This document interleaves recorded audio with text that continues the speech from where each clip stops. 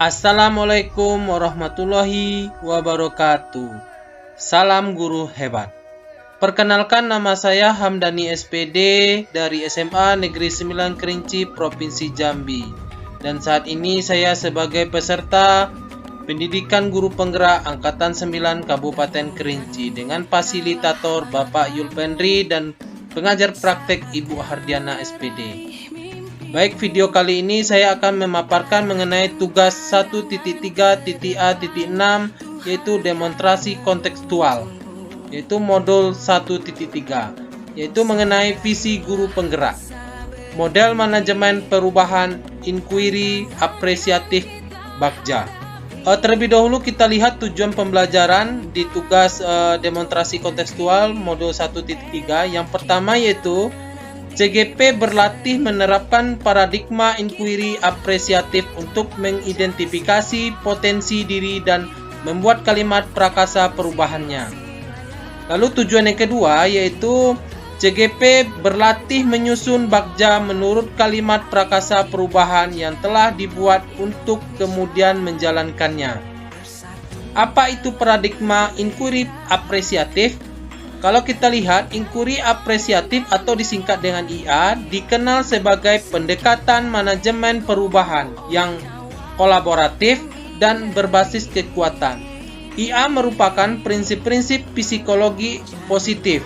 Pendekatan IA dapat dimulai dengan mengidentifikasi hal baik apa yang ada di sekolah, mencari cara bagaimana hal tersebut dipertahankan, dan memunculkan strategi untuk mewujudkan ke arah yang lebih baik. Tahapan bagja dalam inquiry apresiatif yaitu dari B. B itu buat pertanyaan utama. Lalu A, ambil pelajaran. Setelah itu G. G itu adalah gali mimpi bersama. Lalu J, jabarkan rencana. Setelah itu A, atur eksekusi.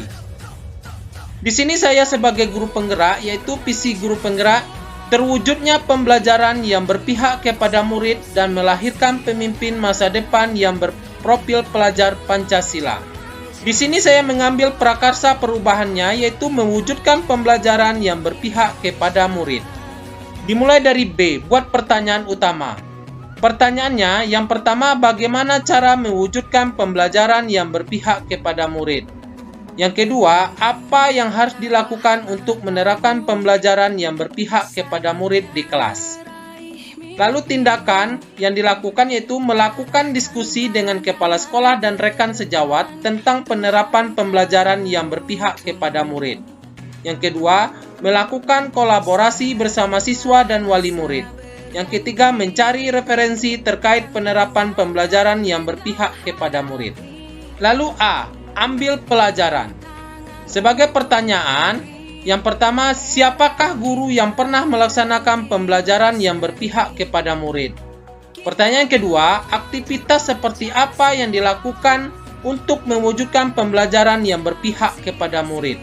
Yang ketiga, bagaimana cara menuntun siswa mengambil pembelajaran dari pengalaman-pengalamannya, baik pengalaman individu maupun pengalaman berkelompok?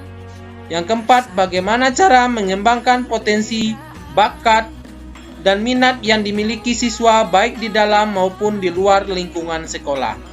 Lalu sebagai tindakan atau penyelidikan, yang pertama yaitu menemukan guru yang sudah melaksanakan pembelajaran yang berpihak kepada murid sebagai rujukan. Yang kedua, mencari informasi dan mengamati guru yang menjadi rujukan bagaimana ia melaksanakan pembelajaran yang berpihak pada murid. Ketiga, meniru dan memodifikasi bagaimana pembelajaran yang dicontohkan guru yang menjadi rujukan untuk disesuaikan dengan mata pelajaran yang kita ampu. G, gali mimpi. Sebagai pertanyaan, apa kebiasaan yang dapat diwujudkan setelah tumbuhnya rasa peduli terhadap diri sendiri dan lingkungan pada diri siswa? Yang kedua, apa dampak positif dari penerapan pembelajaran yang berpihak kepada murid? Pertanyaan ketiga, bagaimana membiasakan pembelajaran yang berpihak kepada murid? Lalu tindakan yang dilakukan yaitu melakukan observasi hasil penerapan pembelajaran yang berpihak pada murid. Yang kedua, mencatat proses yang dilakukan pada penerapan pembelajaran yang memihak pada murid. Yang ketiga, melakukan refleksi dan evaluasi terhadap penerapan pembelajaran yang berpihak pada murid. Lalu J, jabarkan rencana. Sebagai pertanyaan, yang pertama, apa langkah yang dapat dilakukan untuk menerapkan pembelajaran yang berpihak kepada murid? Yang kedua, bagaimana rencana agar pembelajaran yang berpihak pada murid dapat terus dikembangkan dan dilaksanakan oleh seluruh pendidik di sekolah? Lalu tindakan yang dilakukan yaitu yang pertama, melibatkan semua pihak sekolah seperti kepala sekolah, rekan sejawat, siswa, dan wali murid. Yang kedua, melakukan kegiatan IHT tentang bagaimana pelaksanaan pembelajaran yang berpihak pada murid. Yang ketiga, melakukan kolaborasi secara intensif dengan rekan sejawat dalam penerapan pembelajaran yang berpihak kepada murid. Yang terakhir A, atur eksekusi. Sebagai pertanyaannya yaitu yang pertama, pihak mana saja yang akan terlibat dalam mewujudkan pembelajaran yang berpihak pada murid. Yang kedua, siapa yang bertanggung jawab memonitor agar penerapan pembelajaran yang berpihak kepada murid dapat berjalan dengan baik. Yang ketiga, apa indikator keberhasilan dalam penerapan pembelajaran yang berpihak pada murid? Tindakan yang dilakukan yaitu yang pertama adalah kepala sekolah, guru, dan siswa.